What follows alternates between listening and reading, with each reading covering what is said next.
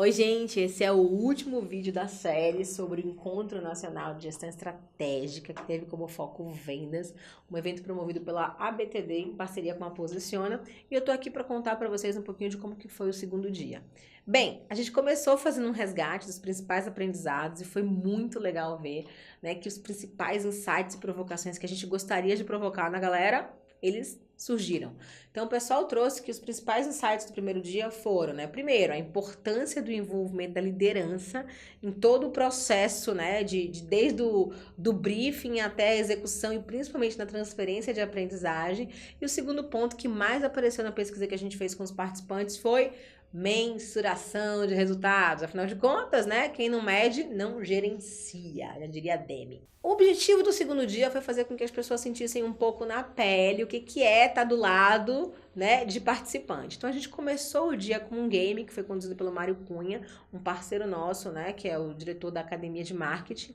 Ele fez lá o Maxi Park, as pessoas se divertiram, discutiram, né, e segundo o debriefing aprenderam bastante. Mas o grande objetivo do jogo era a gente permitir às pessoas vivenciarem, né, o que é estar no papel do participante, né, o que é você ser convidado para um treinamento, colocarem você numa atividade gamificada e você se sentir ali competindo, o quanto isso engaja, o quanto isso não engaja, para que a gente pudesse fazer o link com um painel que vinha na sequência que falava sobre metodologias em T&D. E aí, nesse painel que aconteceu no período da tarde, a gente teve a participação do Rogério Lescura, né, que é gerente de treinamento de força de vendas na Takeda Farmacêutica, e ele falou um pouquinho da sua experiência, né, muito focado inclusive na liderança e na personalização. O Rogério trouxe uma coisa porque a gente esperava nesse painel ver muita coisa de metodologia, de tecnologia, e ele começou já quebrando um pouco desse paradigma. Ele falou assim, porque a gente está na área digital, quem disse que tudo tem que ser digital ou que o digital é a melhor solução? E aí ele trouxe, né, e aí reforçando até um pouco do marketing 4.0, que é quanto mais personalizado, mais a gente consegue acessar. E aí ele mostrou como que funcionava esse processo na Takeda, onde ele conseguia mapear os gaps e criar e desenvolver planos de desenvolvimento individuais. Ele até mostrou uma forma, né, onde ele falava sobre a aprendizagem. Ela precisa considerar a consciência, né? Ela precisa considerar a experiência personalizada e ela precisa considerar essa questão da aplicação. Tudo isso é levado à questão do talento. Ou seja, não adianta a gente ficar focando também só na melhoria dos gaps, mas a gente tem que potencializar o que as pessoas têm em termos de talento. Então, que a melhor metodologia era aquela que fazia sentido para quem precisava aprender. Eu achei isso muito bacana. Depois a gente teve uma apresentação do Gerson Santos, da Cacau Show, né, que mostrou também todo o processo de aprendizagem. E uma das coisas que me chamou muita atenção na palestra do Gerson, na apresentação do Gerson, foi que ele falou assim, poxa, a gente vive martelando a equipe de vendas para que eles apliquem a tal da técnica de vendas, os 7 passos de vendas, 10 passos de vendas, 5 passos de vendas, enfim.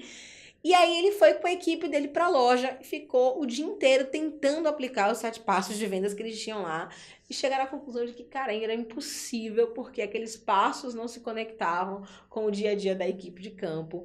Então, assim, ele mostrou o quanto a gente viver na pele, o quanto a gente ser exemplo, o quanto a gente ser empático faz a diferença e que foi isso que fez com que eles voltassem para casa e revisitassem a maneira como eles treinavam, desenvolviam e a própria técnica de vendas implementada pela Cacau Show, que tem aí esse desafio de impactar as pessoas, né? Então, assim, foi muito legal ouvir isso dele, que é um cara super sênior, né? Essa humildade de deixa eu voltar atrás e ver se esse negócio tá funcionando ou não, porque a gente precisa, de fato, oferecer algo que faça muito, mas muito sentido. Além disso, ele mostrou várias outras iniciativas que eles têm lá na Cacau e que foi muito inspirador, porque mostrou para as pessoas que dá para fazer coisas inovadoras e diferentes e engajar as pessoas rumo aos objetivos da organização. E depois a gente teve o Hudson Cunha da Bayer, né, que também compartilhou bastante com a gente essa experiência. Ele trabalha na área de agronegócio. Então, assim, é um público bem desafiador, é um público que está no campo, é um público muito técnico, né? Então, assim, 100% da força de vendas dele, né, é feita de agrônomos, então são pessoas, né? Todo mundo muito estudado e tecnicamente muito competente, mas que vende um produto que, assim, o nível de diferenciação, ele existe, é claro, mas assim, tornar esse valor percebido, ele precisa ser por meio de experiência, né, e por meio de serviços agregados. Então, ele mostrou, ele contou pra gente, inclusive, alguns cases, né, do que eles têm feito, tanto da metodologia presencial, quanto da metodologia online. Ele compartilhou conosco, né, que uma das coisas que eles começaram a fazer no passado foi mensurar os resultados o ROI mesmo, para poder mostrar, apesar de eles já serem muito valorizados pela organização, eles ainda faziam questão de mostrar o impacto que eles tinham. Ele contou o caso pra gente de um treinamento muito focado na equipe de vendas que atuava junto às cooperativas e que teve 12 vezes o retorno do investimento, né, e que isso para eles foi muito gratificante. É claro, não foi uma ação isolada, não foi um único treinamento presencial, não foi a única palestra, né? Ele falou muito dessa questão do Flipped Classroom, de você colocar as pessoas para poder aprender aquilo que é básico, que é conhecimento, que qualquer um pode ler, né, antes do processo da sala de aula. E ele trouxe muito essa questão de, né, não ficar fazendo somente case, mas sim de trazer o dia a dia para o cara da equipe comercial, nesse caso do RTV, né, para a sala de aula, ou seja, as pessoas aproveitam o momento do treinamento para discutir a sua própria realidade e para sair de lá com um plano de trabalho e depois de todo o processo de acompanhamento da implementação desses planos de trabalho, que foi o que permitiu esse resultado. Então, assim, foi um painel bastante rico no sentido de fazer algumas provocações sobre, né? A gente faz o que a gente faz porque é a melhor maneira de fazer, ou a gente faz o que a gente faz porque a gente não sabe qual é a melhor maneira. Então foi legal porque trouxe alguns exemplos muito bacanas daquilo que tem funcionado e reforçou esse aspecto, né, de que a gente não tem que ser tarado ou apegado demais a uma única metodologia. A gente precisa entender quais são os objetivos que aquele treinamento tem, quais são os comportamentos que precisam ser alterados, quais são os aprendizados que precisam ser adquiridos para, a partir daí, identificar qual que é a melhor metodologia. Aí se a gente vai gamificar, se a gente vai fazer storytelling, se vai ser um action learning, né? O que a gente vai utilizar, cara? Isso, nesse caso, ele é importante para garantir o aprendizado, mas não pode ser o foco do desenvolvimento. Eu acho que isso ficou muito forte para quem presenciou esse painel lá. Logo depois desse painel, a gente teve um case que foi apresentado pelo Glauber Cunha, da Natura, e que ele mostrou todo o processo do SIGA, que é a técnica de vendas da Natura. E foi muito legal ele falar um pouco de como a cultura da empresa tem que estar presente na técnica de vendas. Ou seja, ao invés de você criar passos, ao invés de você tentar implementar alguma coisa que vem de mercado, de você, de fato, conhecer quais são as necessidades, principalmente no caso deles, né, que tem consultoras espalhadas pelo Brasil inteiro, ou seja, são muitas realidades, são muitas pessoas, e pessoas que têm que ser empreendedoras, afinal de contas, elas são donas do seu próprio negócio. Ou seja, é um treinamento que eu não posso obrigar ninguém a fazer, que eu não posso convocar ninguém a fazer, que se de fato esse empreendedor, mulher, essa empreendedora, não enxergar valor, ela não vai conseguir participar. Ele mostrou como foi todo o processo, né, de confecção do SIG, todo o processo de implementação do SIG, de como eles conseguem mesclar os aspectos que são comportamentais com os aspectos técnicos e de como tudo foi feito de forma muito estruturada, ou seja, não foi uma ação isolada, mas foi uma trilha que foi desenvolvida para que permitisse às pessoas uma evolução ao longo do seu processo de relacionamento com a Natura. Eu acho que isso deixou as pessoas muito bem impressionadas, né?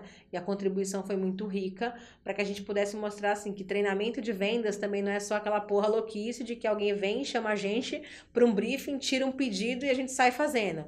Mas que ele pode sim ser uma coisa estruturada e muito mais pensada, não só na jornada do cliente, mas principalmente na jornada do nosso colaborador, na jornada do nosso vendedor, que no caso da Natura ela é bem clara, muito estratificada, afinal de contas eu estou falando de venda direta. E para encerrar, né, o nosso encontro, a gente teve a presença do Alexandre Pelais, que fez uma palestra sensacional, que deixou todo mundo mexido e embrulhado, né, onde ele falou sobre o futuro do trabalho. E ele já começou falando que trabalho e emprego são coisas diferentes, e ele reforçou muito essa questão de você encontrar um significado naquilo que a gente faz. Eu acho que para nós que trabalhamos com treinamento de vendas, né, se não tiver paixão, se não tiver tesão, né, como diria o Roberto Freire, não tem solução. Então, eu acho que o Ale ele conseguiu trazer uma série de dados de uma forma muito didática, mostrar, né, as diversas relações entre resultados e pessoas, negócios e pessoas, falar o quanto é difícil equilibrar, né, ter uma gestão que equilibre o foco nas pessoas com o foco no negócio, mas o quanto isso é possível e o quanto isso é libertador. Uma coisa que chamou muita atenção de todo mundo foi quando ele falou dessa mania de propósito, né? Onde parece que a gente tem que encontrar propósito em tudo, né? Se eu sou uma pessoa que passa o dia inteiro grampeando papel, eu tenho que encontrar o propósito de grampear papel. Ele fala que não, você precisa não somente encontrar um propósito, mas o propósito ele tem que ser criado. Você precisa criar o seu propósito e viver em função desse propósito. E que cada coisa que a gente faz no nosso dia a dia de trabalho, ele contribui para a gente poder viver ou não esse propósito. Ou como eu diria, né? Viver ou não de propósito, né? A gente não pode viver sem querer, a gente tem que viver cada vez mais de propósito. Então foi uma palestra que mexeu muito com as pessoas.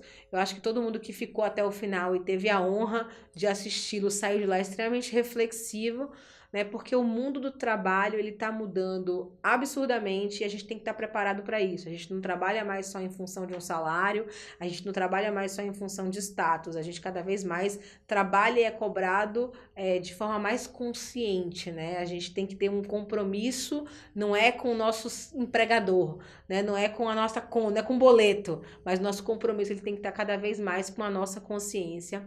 E isso fechou o nosso encontro assim com chave de ouro, porque conseguiu conectar tudo. Então, assim, em resumo, a gente teve uma série de painéis, a gente teve uma série de perspectivas, a gente teve uma série de profissionais de diversas áreas, segmentos, compartilhando de monte, né, todo o seu conhecimento, toda a sua experiência, e a gente conseguiu misturar, né, a provocação com a instrumentalização com a inspiração. E eu acho que foi isso que fez do evento um sucesso. Agradeço de coração a todo mundo que participou do evento e a todo mundo que fez desse momento um momento tão especial e tão enriquecedor para todo mundo que estava lá. Espero ter contribuído aqui com os vídeos. Eu sei que é muito corrido, mas, né, dá pra gente sentir o gostinho e quem sabe ano que vem tem mais, gente. Beijo!